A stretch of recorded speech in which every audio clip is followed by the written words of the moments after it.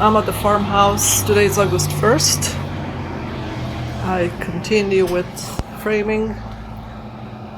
I had to build a 2x4 wall here for the plumbing to come down from the bathroom because the plumber said he couldn't really put it in here. It's not to code to put it right here. So it's gonna be here, meaning that I'm gonna lose another 3.5 inches from the kitchen on this side only, which is fine. But now I am rethinking about having the stove here. I may want to actually put the stove on the other side and have the dishwasher here, because if I put the stove here, that's 30 inches. So I have about 42 inches here to play with. So if the stove is 30, then I have a 12-inch cabinet. That's kind of weird. So what I'm thinking is I'm gonna bring the stove to this side where I have actually almost 48 inches. And that allows me to have a 30-inch stove and an 18-inch cabinet, which would be perfect for actually the trash bin. That's 18 inches. So trash bin, stove, right?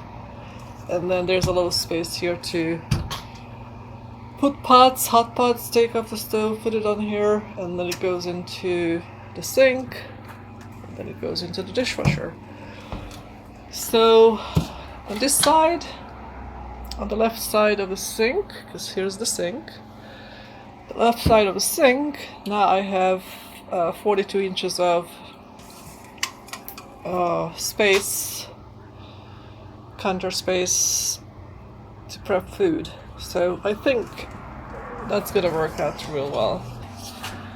On this side, I'm gonna have to, the electrician told me I have to put up a wall here because to put the plugs, he recommends that I put 2x4 wall here on the front of it, similar to that over there.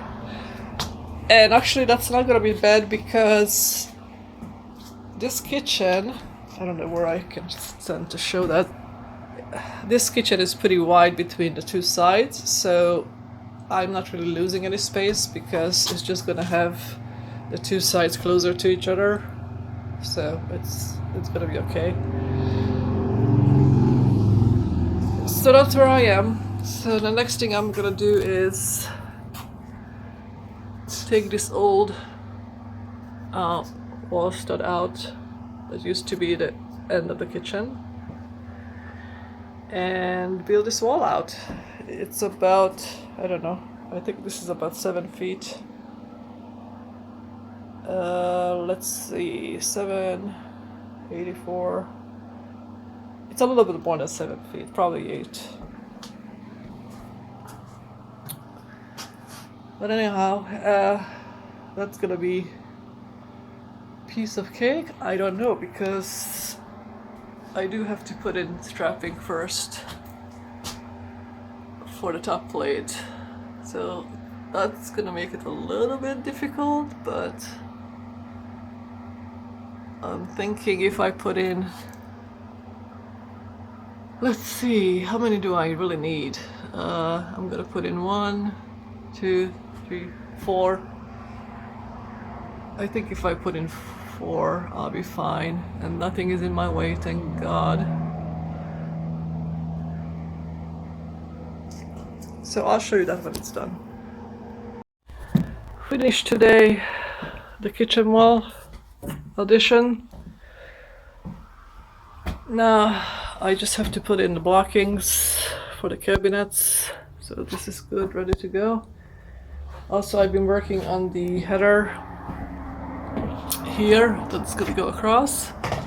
So one of the things I have to work on is apparently these joists are not the same height. So I have to cut some notches in where it meets some of the taller ones, if you will, so it can actually have a leveled header versus it kind of like this one is the tallest one, and then that one is about a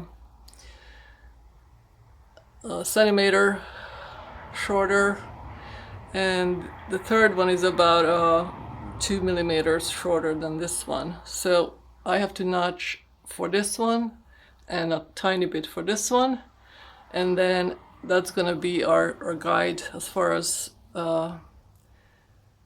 where's the normal level is. I'm gonna notch the header itself so that these joists can sit in those notches. So that's what I've been doing. I have to stop here because time is up, but I already cut the header material, and there's gonna be two 2x6 sandwiched with a 1/2-inch plywood. So this guy gonna be sandwiched only because that will give me 1.5, 1.5, 1.5, 1.5. That's 3.5, and because a 2x4 is 3.5, that will give me a nice square transition into the header, and it's just gonna look good. So I'll continue with the header tomorrow,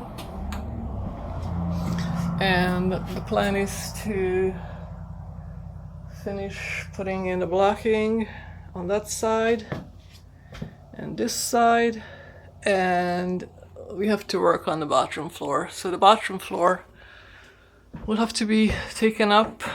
I don't know how far we can actually take it up, but definitely the first 2 feet must come up. So we may actually take it up for 4 feet. That allows us to put a 4 feet wide plywood, and that comes this far. Let's see. Yeah, I think we have to, because here is the big hole from the toilet. So I'm assuming, let's find my measuring stick. I'm assuming that if I go 4 feet out this way, maybe that's gonna cover it. Yeah. So 4 feet is about that far. I don't even have to go that far, but let's see. 4 feet all the way to the rim joist. So yeah, I'm gonna take it up to that joist, replace this half of the floor all the way to here, pretty much, or maybe just to this joist right here. I have to go upstairs and see how this floor looks like right here. I mean, from down here it looks good. So we may not have to replace that much of it, just where the bathtub was leaking and where the toilet was leaking, and make it nice and sturdy. And I already have the plywood sandwiched because the plywood is only 3/4 inch. You cannot buy 1-inch plywood these days. There's a shortage. And then I sandwiched together 3/4 inch plywood and a 1/4 inch plywood, and that will make it thick enough to be 1 inch. So that's it for today. See you next time.